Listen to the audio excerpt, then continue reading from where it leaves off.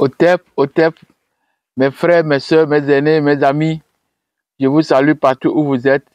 C'est votre frère et je suis là pour mon message hebdomadaire. Je suis là pour la 4e partie du message que j'ai commencé il y a 3 semaines. Je suis là, peut-être pour terminer ce message. Mes frères, mes soeurs, mes aînés, mes amis, la Bible fait partie de notre vie. Et le message concerne la Bible. Oh Bible, rends-nous nos textes, nos cultures, nos traditions, nos ancêtres, et on verra sur quoi tu es fondé. Voilà l'intitulé que j'ai traîné durant 3 semaines. Et aujourd'hui, c'est la 4e semaine. Et je crois que nous allons finir ce message. Donc, j'ai toujours des versets bibliques qui me servent de base, qui me servent de soutien, qui m'éclairent et me donnent un peu de force pour pouvoir éclairer, pour pouvoir partager mon message. Donc aujourd'hui, j'ai pas mal de versets. J'ai 6 versets bibliques et 2 textes de l'Égypte antique et sa copie de la Bible et sa copie dans la Bible plutôt. Donc, le premier texte est tiré de Genèse 10, verset 6 à 8, verset 10 à 12. Le deuxième est tiré toujours de Genèse 10, cette fois-ci verset 15 à 19. Mais je vais lire seulement le verset 19. Le troisième est aussi de la Genèse, mais cette fois-ci Genèse 2, verset 10 à 13. Le quatrième est tiré de Ésaïe 18, verset 1 à 2, verset 7 à 8. Le cinquième est tiré de Sophonie 1, verset 1. Et le dernier 6e verset est tiré de Sophonie toujours, verset 3 et chapitre 3, verset 10. Donc, je vais lire les versets que j'ai retenus pour le message d'aujourd'hui. Le premier verset, c'est Genèse 10, verset 6 à 8, verset 10 à 12. C'est un verset emblématique. C'est un verset que j'ai toujours traîné durant tous les messages, pratiquement. Donc, je lis. Les fils de Cam furent Coush, Misraïm, Pout et Canaan. Les fils de Coush, Saba, Havila, Sapta, Raima, Sapteka. Les fils de Raima, Seba, Dedan. Coush engendra aussi Nimrod. C'est lui qui commence à être puissant sur la terre. Il régna sur Babel, Érec, Akkad et Calné, au pays de Chinéa. De ce pays-là sortit Assur.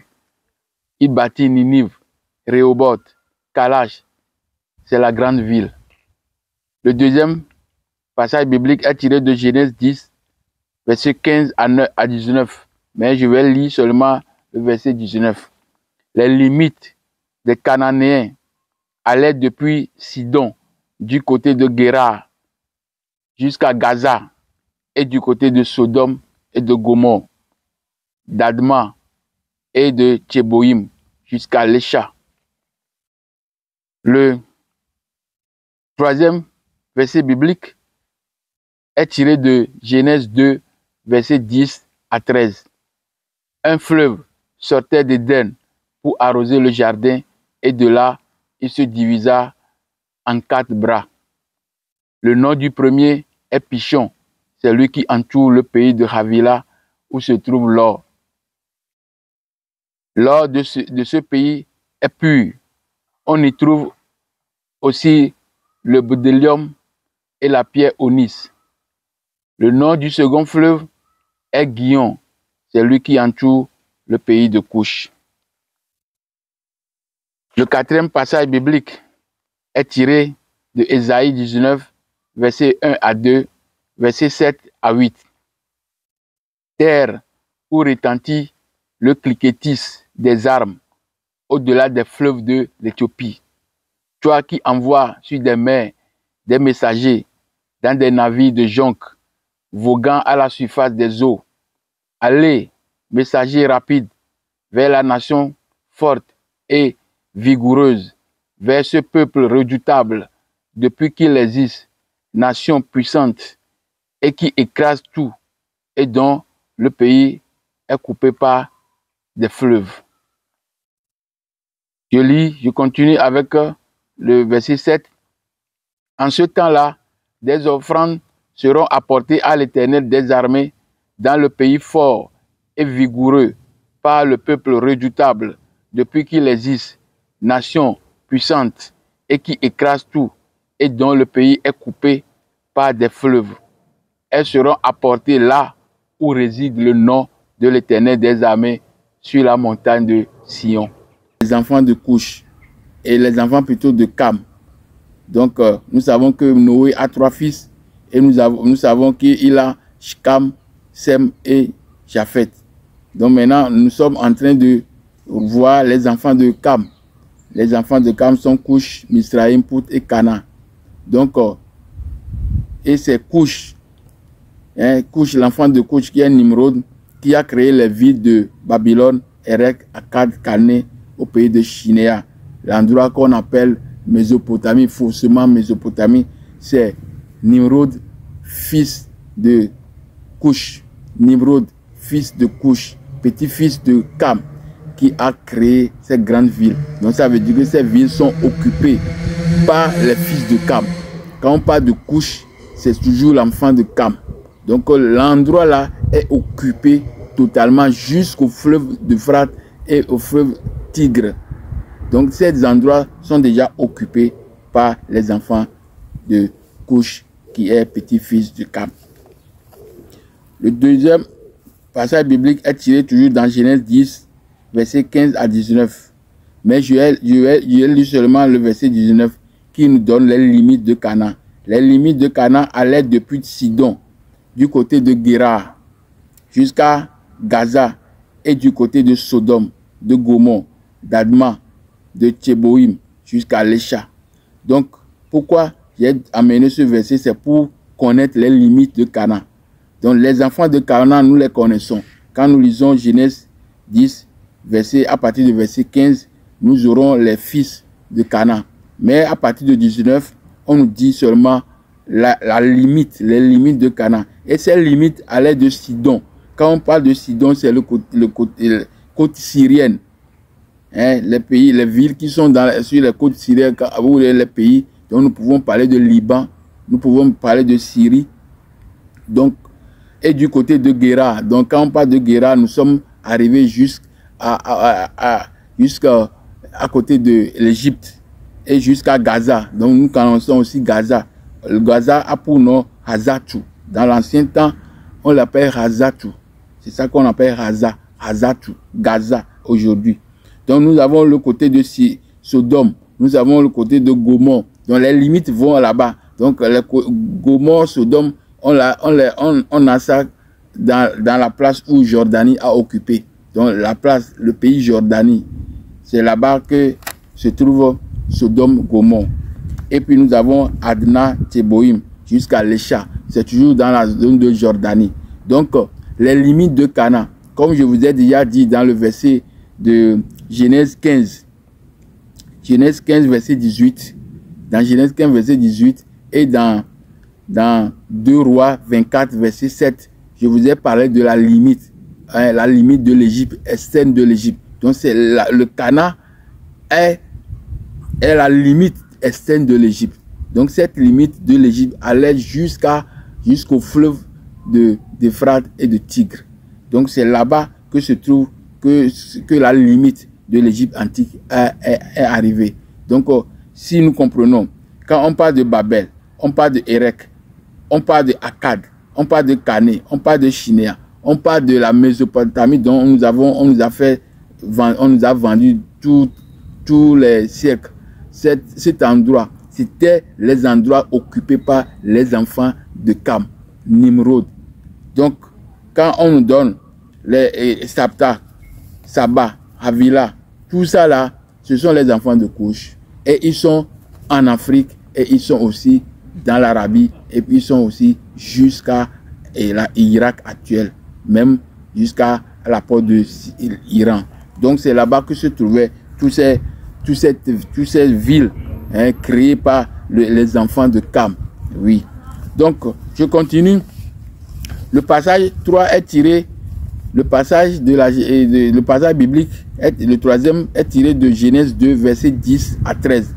Là, nous sommes dans la Genèse. J'avais déjà fait un message sur ce point. Quand je faisais la relecture macroscopique des versets de la Genèse 1 et 2 de biblique. Donc, je lis. Genèse 2, versets 10 à 13.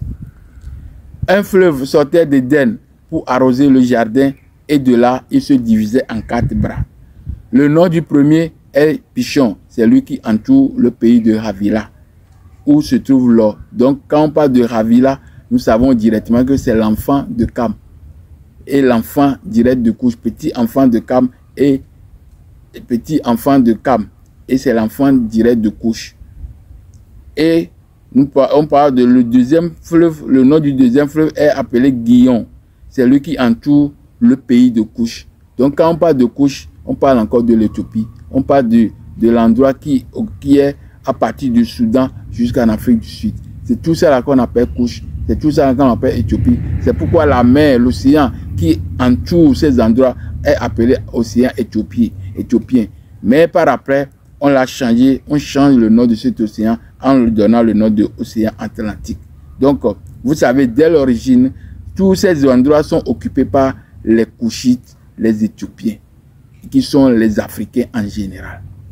Donc, je continue avec le verset et le passage biblique toujours. Le quatrième passage biblique est tiré de Ésaïe 18, verset 1 à 2, verset 7 à 8. Terre où retentit le cliquetis des armes au-delà des fleuves de l'Éthiopie. Donc, on parle de terre où retentit les bruits des armes au-delà des fleuves de l'Éthiopie. Donc, on vient de situer là où il y a le cliquetis, là où il y a les bruits des armes, c'est au-delà des fleuves de l'Éthiopie. Et nous sommes en Afrique. Toi qui envoies sur des mers des messagers dans des navires de jonque voguant à la surface des eaux. Allez, passagers, allez, messagers rapides, vers la nation forte et vigoureuse, vers ce peuple redoutable depuis qu'il existe, nation puissante et qui écrase tout et dont le pays est coupé par des fleuves. Donc on est en train de décrire cette nation qui est au-delà des fleuves de l'Éthiopie. On dit que cette nation est une nation vigoureuse, est une nation où il y a des passagers qui sont rapides, il y a des guerriers aussi très vigoureux et ils sont très redoutables et ils gagnent tout. Ils sont des vrais guerriers très redoutables, très puissants. Et on situe l'endroit où ils se trouvent, on dit que l'endroit là, c'est dans le pays qui est coupé par des fleuves. Donc, quand on parle de pays qui est coupé par des fleuves, nous savons directement que c'est les grands lacs. Le pays, quand on parle de l'Éthiopie, au-delà des fleuves de l'Éthiopie. Et maintenant, les gens qui se trouvaient là-bas sont très vigoureux, ont de la vigueur. Ils ont de la puissance de frappe. Ils ont des armes. Donc, le verset 7. En ce temps-là, des offrandes seront apportées à l'Éternel des armées par le peuple qu'on vient de décrire. Et ce peuple-là qui se trouve dans les pays où ces pays ont été traversés, coupés par des gigantesques fleuves. Donc, on parle de ces gens-là, on dit, en ce temps-là, des offrandes seront apportées à l'Éternel des armées par le peuple fort et vigoureux, par le peuple redoutable, depuis qu'il existe, nation puissante et qui écrase tout, et dont le pays est coupé par des fleuves. Elles seront apportées là où réside le nom de l'Éternel. On dit que là où réside le nom de l'Éternel, donc l'offrande sera apportée là-bas. Et c'est sur la montagne de Sion. Donc nous attendons très souvent la montagne de Sion. La montagne de Sion. Sion. Et nous savons que c'est à Jérusalem. Mais cette fois-ci, on est en train de nous décrire le fleuve, le pays qui est traversé par des fleuves gigantesques, des multitudes de fleuves. Donc quand on parle de fleuves, si nous regardons l'endroit où se trouve Jérusalem actuelle, avec sa petite montagne qu'on appelle Sion, est-ce que ces endroits sont traversés par des fleuves gigantesques? Non. Ce sont des déserts. Il y a seulement la mer Morte et un petit fleuve là-bas, Tibéria. Donc, nous savons directement, quand on parle au-delà des fleuves de l'Éthiopie, et on parle des pays qui sont coupés par des fleuves, alors ça ne nous donne pas l'image de Jérusalem que nous avons actuellement. Le cinquième plutôt verset est tiré de Sophonie 1, verset 1. La parole de l'Éternel fut adressée à Sophonie, fils de Couchi. Donc nous savons que dans la Bible, Sophonie est un prophète. Et on dit que ce prophète, comme on a toujours vendu que tous les prophètes là sont des Hébreux, alors des élus de Dieu. Alors on nous dit que Sophonie est un fils de Couchi. Vous savez, donc, et il est aussi fils de Guédalia, et il est aussi fils d'Amaria, il est aussi fils de Ézéchias, au temps de Josias, et il est fils d'Amon, au roi de Juda. Donc ça veut dire, si Sophonie est Couchi, et il est fils de Guédalia, Guédalia sera aussi Couchi. Si Guédalia est fils d'Amaria, Amaria aussi sera Couchi. Si il est fils de Ézéchias, Ézéchias sera Couchi. Et au temps de Josias, fils d'Amon, Amon sera Couchi. C'est pourquoi nous remarquons que Amon, le nom Amon, c'est un nom de base en Afrique. Et spécialement en Côte d'Ivoire. Il y a les familles qui ont leur nom Amon. Il y a aussi des gens qu'on appelle Amon avec pas petit nom. Donc vous savez, le test de Sophonie, le prophète Sophonie, nous montre qu'il est fils d'Afrique. Vous comprenez? Et tous ces gens dans lesquels il est sorti sont fils d'Afrique. Et jusqu'à Josias, fils d'Amon et roi de Juda, il est aussi fils d'Afrique. Donc, je continue avec le sixième passage biblique qui est Sophonie 3, verset 10, qui nous dit que au-delà encore des fleuves de l'Éthiopie, mes adorateurs, mes dispersés, m'apporteront des offrandes. Donc, Dieu dont on parle, qui n'est pas Yahvé, parce que dans la Bible, on parle de Yahvé et on parle de Dieu l'Éternel et on parle de Dieu le Créateur. Donc, il y aura encore un message que je vais faire pour montrer où on parle de l'Éternel, Dieu le Créateur, où on parle de Yahvé, parce que Yahvé se substitue au Créateur dans certains endroits, dans certains textes de la Bible. Donc, nous devons comprendre tous ces textes. Quand est-ce que Yahvé se met à la place de Dieu le Créateur? Quand est-ce qu'il laisse passer le Dieu Créateur parler? Donc, tout ça là, nous devons comprendre ça. Nous devons comprendre. Ce sont des choses que nous devons, nous avons le droit, hein, nous avons l'obligation de comprendre. Parce que quand on nous dit Yahvé, éternel, Dieu tout-puissant, tout ça, nous pensons que c'est seulement Yahvé. Non. Il y a dans la Bible, il y a des endroits où Yahvé parle, et puis il y a des endroits où le Dieu créateur lui-même parle. Donc je vais faire des études pour vous montrer ces endroits de la Bible où on voit le créateur lui-même qui parle. Parce que Yahvé dit qu'il est le seul Dieu, après lui, il n'y a pas un autre Dieu, mais c'est faux. Dans la Bible, il y a beaucoup de dieux. Et il y a le Dieu suprême aussi dedans. Donc, voilà les versets bibliques que j'ai choisis pour le message. Et j'ai aussi choisi deux passages, deux textes d'Égypte, hein, de Amenénopé. Et c'est similaire dans la Bible, c'est-à-dire dans le Proverbe. Donc, Proverbe 22 nous dit que ne dépouille pas le pauvre parce qu'il est pauvre et n'opprime pas les malheureux. Donc le texte d'Amenopé nous dit quoi? Le texte d'Amenopé nous dit: garde-toi de voler les pauvres, d'être violent avec les faibles. Donc c'est les mêmes textes, les mêmes idées qu'on vient de plaquer comme ça. Donc Proverbe 23 verset 5: car la richesse se fait des ailes comme l'aigle qui vole vers les cieux. Et le texte d'Amenopé nous dit: les richesses malhonnêtes se font des ailes comme des oies et s'envolent vers le ciel. Donc vous voyez, ce sont des choses que je viens de donner juste, hein, pour vous dire que c'est dans l'Égypte antique, les textes de l'Égypte antique, que toute la Bible que nous avons devant nous et qui nous dit qu'il est la parole de Dieu. Ces paroles sont des paroles de l'Égypte antique, de Dieu d'Égypte antique. Le même Dieu qu'on a dit qu'il est le diable. C'est lui qui a parlé dans la Bible. Donc, mes frères, mes sœurs, je vais entamer maintenant l'étude proprement dite. Et nous savons qu'aujourd'hui, c'est un message très, très délicat. Oui, et le message qui va nous montrer que la Bible entière est une copie de l'Égypte antique.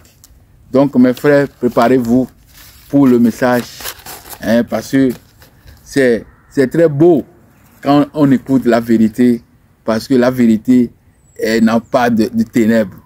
La lumière n'a pas de ténèbres. Quand on commence par regarder la vérité en face, quand on les lit, alors l'homme est content. L'homme savoure, hein, savoure le temps, un beau temps.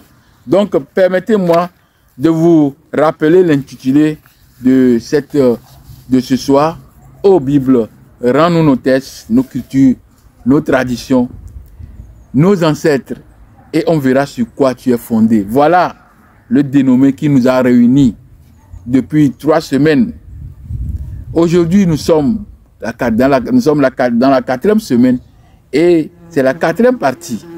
Nous sommes là de nouveau pour finir, grâce à Dieu, l'incréé, grâce à Dieu, le Tout-Puissant, grâce à l'incréé, l'inconnu.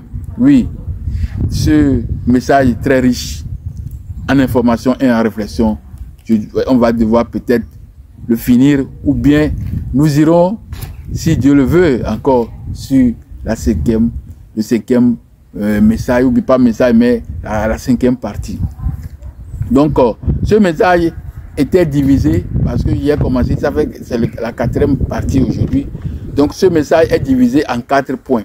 Donc, on a entamé le premier, le deuxième et le 3e point. Hein? Dans les 3 premiers points, nous avons parlé, dans le premier point, nous avons parlé de la définition des thèmes de l'intitulé. C'est-à-dire, nous avons la Bible, nous avons thèse, tradition, culture, expression sur quoi tu es fondé. Donc, dans la première partie, j'ai essayé de brosser cette définition pour cadrer les gens, pour que les gens aient une idée sur les mots que j'ai employés dans l'intitulé. Parce que c'est très important. Parce que certains frères, excusez-moi, certains frères me demandent et me disent que les titres que vous envoyez sont très forts et on n'arrive pas à comprendre. Mais j'ai l'habitude de tout faire pour définir ce que je présente comme les mots dans l'intitulé. Donc je définis pour que le texte ou bien le titre soit un titre très fluide. Vous voyez. Donc, la première partie m'a permis de faire la définition et la deuxième partie m'a permis aussi de faire la différence entre la Bible et les textes de la Bible. Nous avons la Bible, nous avons les textes de la Bible. Nous savons que la Bible est un emprunt, hein, un grec, ta Biblia. Normalement, c'est pluriel. Et ta Biblia, c'est le pluriel et Biblion est le singulier. Mais on nous a dit que la Bible est un emprunt de grec, ta Biblia, qui est un mot utilisé au pluriel. Par contre, la Bible est au féminin singulier. La Bible est un ensemble de textes dits sacrés par les chrétiens juifs du 1er siècle. La Bible est composée de livres où normalement pas des rouleaux. Donc ce sont des rouleaux. C'est aujourd'hui on parle de livres. Et la Bible, c'est les livres.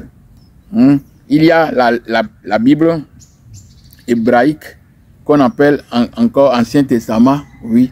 Et puis la Bible chrétienne qui est quant à elle composée de 2. Il y a l'Ancien et puis le Nouveau. Mais la Bible hébraïque est composée uniquement que de l'Ancien Testament. Vous voyez. Mais la Bible chrétienne a, en plus de l'Ancien Testament, a encore le Nouveau Testament.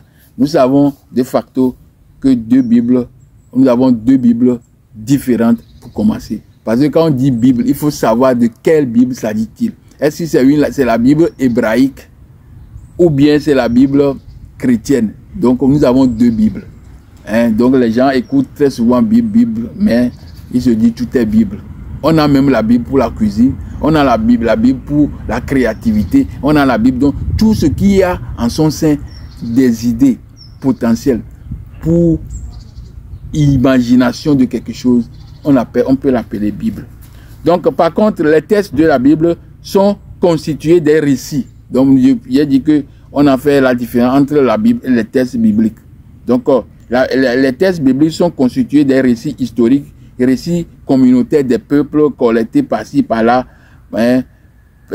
perçus comme des témoignages de l'alliance du Créateur avec l'humanité. Je vous informe que nous avons une panoplie de Bibles plutôt. Il y a une centaine de Bibles à côté de laquelle nous avons encore une centaine de versions. Vous voyez. Donc, il est difficile d'identifier une Bible car il n'y a que des Bibles. C'est vraiment déjà dangereux de s'aventurer dedans à cause de la différence d'abord de la Bible et ensuite des versions. La Bible hébraïque contient 24 livres. Par contre, la Bible chrétienne contient soit 66, soit 73, soit 81 et d'autres plus que ça. Donc, cette différence de nombre de livres qui composent ce document est déjà très inquiétant parce que ça varie d'une confession à une autre. Donc, c'est vraiment inquiétant. C'est très inquiétant. Et les traductions, les versions qu'on nous a présentées aussi a altéré la parole. Donc, nous sommes dans une perdition totale. Mais, grâce aux érudits, grâce aux gens très envoyés plutôt par Dieu pour éclairer l'humanité, nous saurons comment nous soustraire de cette différence de versions, comment nous protéger de cette différence de versions, comment nous pouvons aller sans que ces versions nous atterrent et nous enlèvent vraiment de la parole réelle du Créateur. Donc, le troisième point, j'ai traité l'histoire de la Bible. L'histoire de la Bible, il a fait une petite histoire et nous avons d'abord l'histoire de la Bible, c'est-à-dire quand on parle de Bible, je parle de la Bible hébraïque et la Bible chrétienne. Donc, il a fait une petite histoire de la Bible hébraïque et une petite histoire de la Bible chrétienne. Cette partie était consacrée à la Bible, à l'histoire de la Bible hébraïque et la Bible chrétienne. Nous avons cherché à savoir quand, comment et où ces histoires bibliques sont faites ou bien sont écrites. Sont écrites. Donc, le point B dedans, on a aussi fait l'apparition, des textes bibliques. Donc, il y a certains textes bibliques qui sont arrivés, des découvertes qui sont arrivées, des découvertes des manuscrits qui sont arrivés pour soulager un peu cet ombrage, c'est-à-dire cette ténèbre qui entoure les paroles de Dieu. Donc, avec les manuscrits de Qumran et les manuscrits, ou encore manuscrits de la mer morte et les manuscrits de Nag Hammadi, bibliothèque de Nag Hammadi en Égypte, ces manuscrits sont venus pour alléger, pour soulager un peu l'homme. Parce que on a dit qu'il n'y a pas d'original, et alors que comment ils n'ont pas d'original, mais eux ils ont écrit à la base de quoi, sur la base de quoi. Donc il faut qu'il y ait toujours un substrat. Donc les deux manuscrits, il y en a beaucoup plus qui sont arrivés aussi, parce qu'on continue pas à découvrir pour alléger, pour mettre clair la lumière dans les paroles. Parce qu'à un moment donné, la parole de Dieu, comme les gnostiques l'avaient dit, ils voulaient protéger cette parole des pervers. Parce qu'ils ont vu que ces chrétiens primitifs, ils ont pris les paroles de Dieu, ces paroles sacrées, pour faire autre chose. Donc, ils ont tout fait pour protéger. Mais, compte tenu du pouvoir qui est là, sur place, avec des armes, tout ça là, on a tué, on a saccagé, on a fait du mal à ces gens qui protégeaient Donc jusqu'à ce que, même là où on a trouvé des manuscrits, on a trouvé des ossements là-bas. Et ces ossements dataient de la même année que les choses qu'on a posées là-bas. Donc ça veut dire que nous pouvons dire qu'il y a eu un génocide, hein, qui ne dit pas son nom, dans les grottes là-bas. Vous voyez? Donc c'est la procédure toujours organisée par les gens, les religieux, pour pouvoir protéger leurs paroles. Parce que c'est leur parole, ce n'est pas la parole de Dieu. Donc si c'est la parole de Dieu, ils n'ont pas le droit de le protéger. Ils n'ont pas le droit de la protéger, mais ils ont le devoir seulement de faire des petites barrières pour que les gens puissent être à l'aise dans la parole. Mais comme c'est leur parole, ils font tout pour protéger les paroles en sacrifiant des vies humaines, hein, toujours et toujours. Donc, aujourd'hui, c'est le 4e point et c'est le point essentiel, très important, où nous allons parler de l'Afrique, hein, dans l'histoire de la Bible. Hein, quel est l'apport? Hein, le 4e point qui fait l'objet aujourd'hui est l'origine égyptienne des textes bibliques. L'origine égyptienne des textes bibliques. Et c'est le grand dossier de ce soir. Et ce point est subdivisé aussi en 3 parties. Nous avons l'apport matériel textuel, c'est-à-dire les textes africains, hein, qui ont servi à la rédaction de la Bible. Le point B, nous avons l'apport humain, les hommes africains, les hommes de terroir, Kemet, Ramessou, Kemitsu, qui ont permis la rédaction de la Bible. Et nous allons aussi l'apport géographique, les régions, les territoires africains, les territoires plutôt africains, les régions africaines, qui ont servi, oui, la rédaction de la Bible. Parce qu'il y a beaucoup de pays, beaucoup de noms, des endroits de l'Afrique qui est dans la Bible. Donc pourquoi tous ces endroits seront écrits dans la Bible? Si les endroits sont écrits, ils seront écrits avec leur structure sociale, leur structure religieuse, leur structure économique, leur structure politique. Donc tous ces endroits sont octroyés par l'Afrique à la Bible. Alors, nous devons comprendre à travers le 4e point l'importance de l'Afrique dans la rédaction de la Bible. Vous voyez? Donc, c'est le point. Ce point est le dernier, hein, pour ce message. Ô Bible, rends-nous nos textes, nos cultures, nos traditions, nos ancêtres, et on verra sur quoi tu es fondé. Ça, c'est le point capital. Nous devons comprendre quel est l'apport réel de l'Afrique. Parce qu'on a toujours sous-estimé l'Afrique.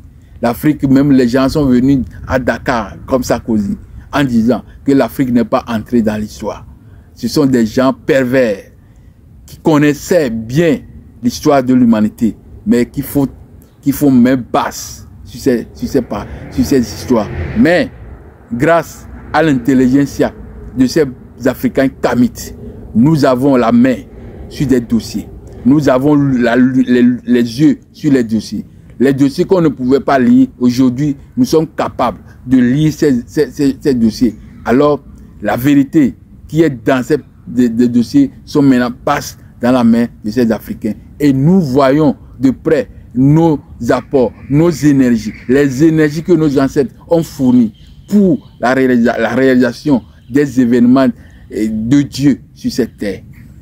Voilà, ce dernier point doit être abordé avec sérénité, car il va nous étaler, il va nous décrire, il va nous présenter le vrai paysage de la Bible, les différentes couleurs de ce document appelé à tort la Bible, alors que son nom réel est les livres, ta Biblia, que les Grecs, les vrais compositeurs, c'est-à-dire les Grecs, les anciens, les premiers, ont dû donner à ce document.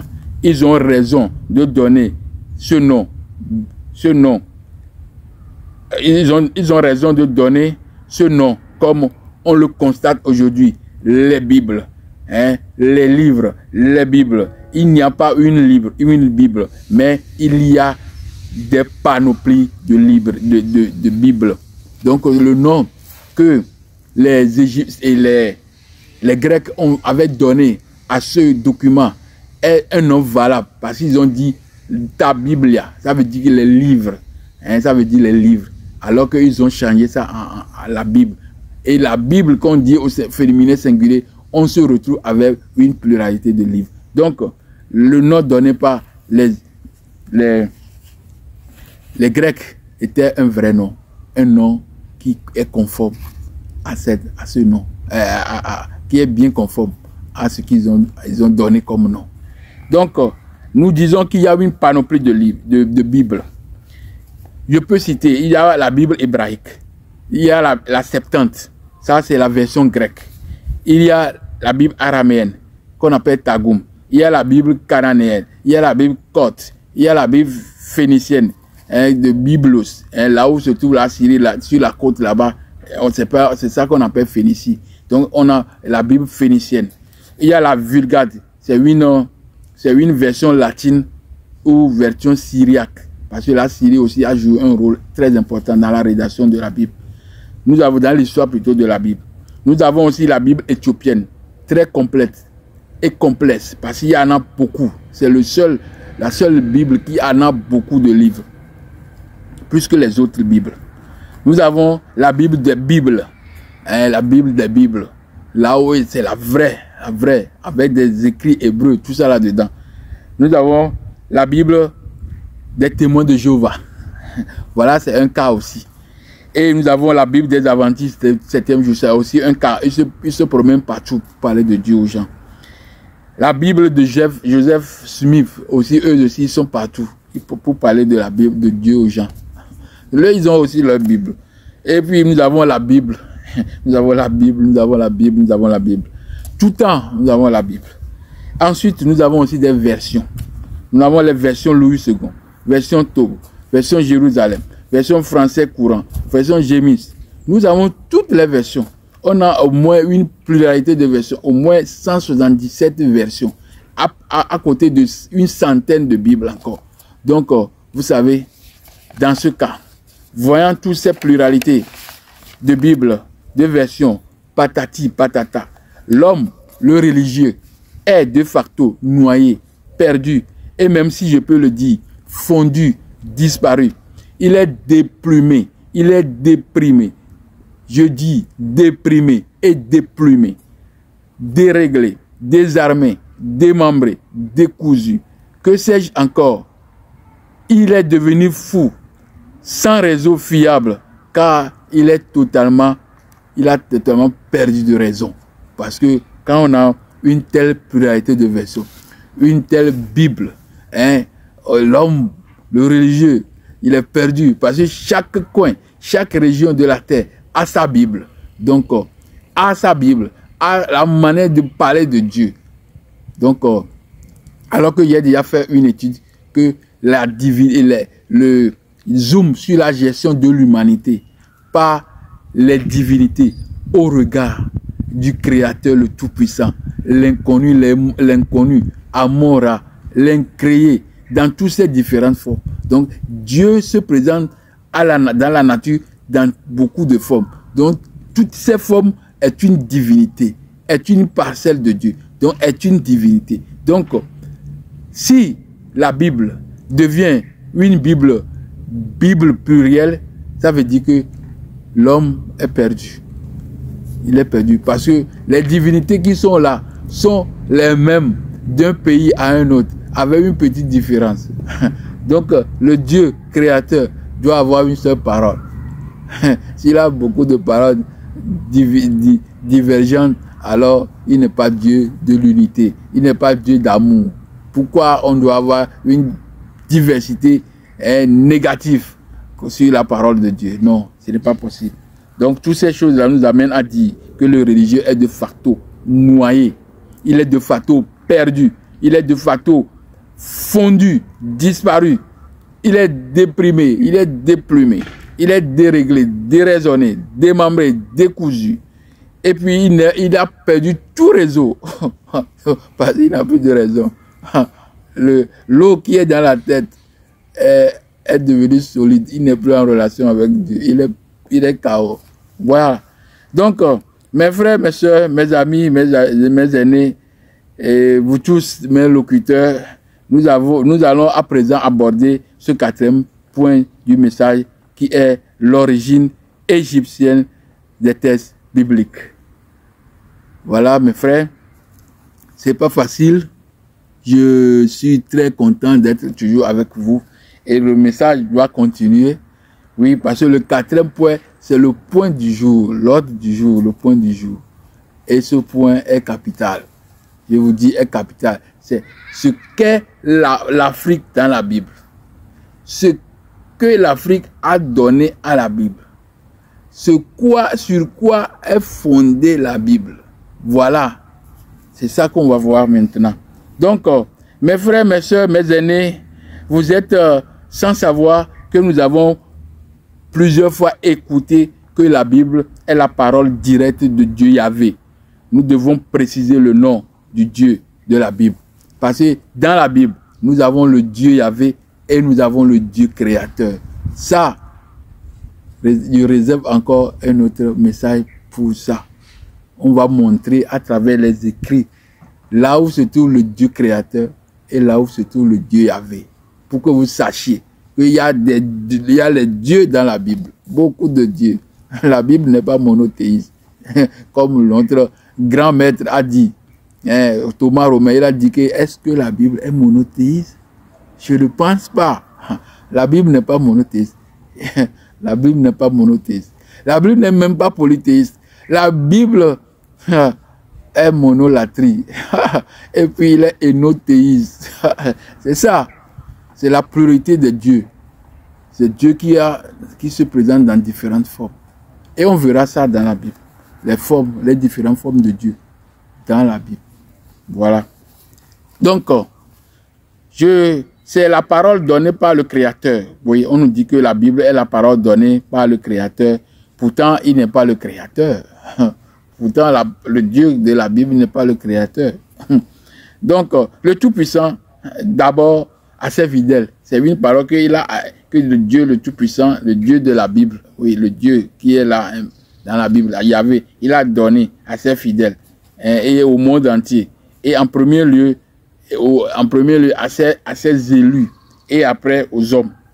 Donc, comme nous pouvons lire dans Jérémie 29, verset 11, et dans 2 Timothée 3, verset 16 à 17, et dans Psaume 32, je vais quand même lire 2 Timothée 3, verset 16 à 17.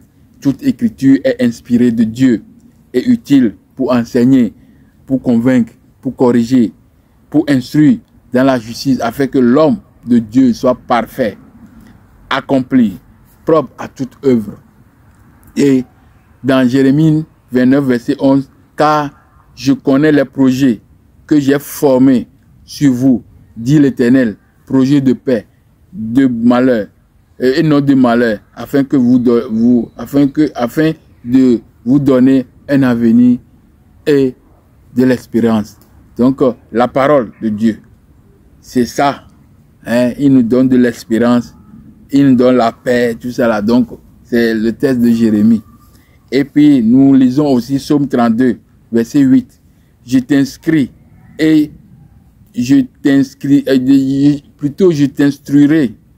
et te montrerai la voie que tu dois suivre. Je te conseillerai ayant sur toi un regard bienveillant. Donc la parole de Dieu a sur l'homme un regard bienveillant. Donne l'homme la parole, donne l'homme l'intelligence, donne l'homme la connaissance, et donne à l'homme la foi. Donc la Bible, parole de Yahvé, telle qu'exprimée, est effectivement considérée comme une source d'information, d'instruction, d'inspiration, source de sagesse envoyée aux hommes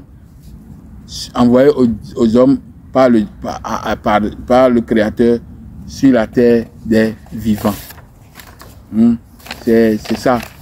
Donc, cette idée, Bible, parole de Dieu, est véhiculée tous les siècles jusqu'à quand nous apercevons que ces paroles sont des paroles des différentes nations vivantes sur la face de la terre, et plus précisément la nation égyptienne de l'Antiquité et quelques autres nations du croissant fertile, à savoir Palestine, Israël, Syrie, Irak, Liban, Jordanie et tous ces endroits-là. Donc, nous disons que les paroles, ces paroles étaient des paroles des nations. Et plus précisément, le cas d'aujourd'hui, paroles de l'Égypte antique. Donc, voilà. Mais le cas qui nous incombe aujourd'hui est l'Égypte pharaonique, un domaine à part entière de l'Afrique, le continent de Cam, enfant de Noé. En fait, le Dieu de la Bible, Yahvé, ne s'est jamais exprimé en ses propres paroles à ses enfants.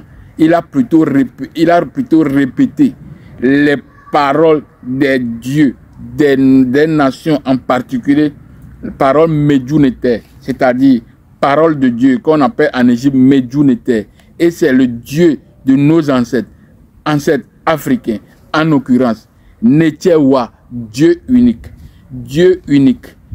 déjà invoqué depuis plus de 5000 ans avant la rédaction de la Bible. Donc, les paroles écrites dans la Bible étaient déjà les paroles de Dieu Amon-Ra, Imana-Ra, l'incréé, l'inconnu, le transcendant, le Atumré de l'Égypte pharaonique.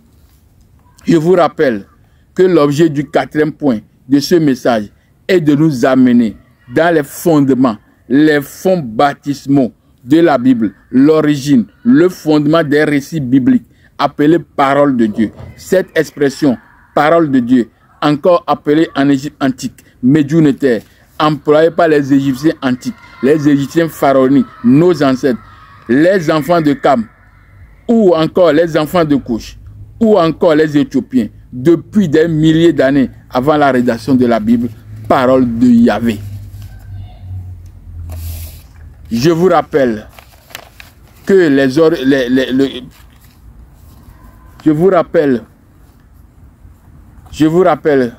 les origines du christianisme ont laissé des traces en de nombreux endroits, y compris l'Égypte.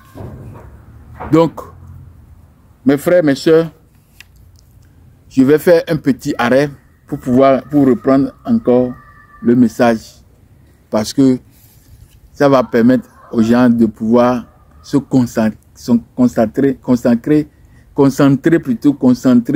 sur le petit là, et puis après on va encore continuer avec un petit autre message. Donc je fais un arrêt ici, et je reviens pour la suite.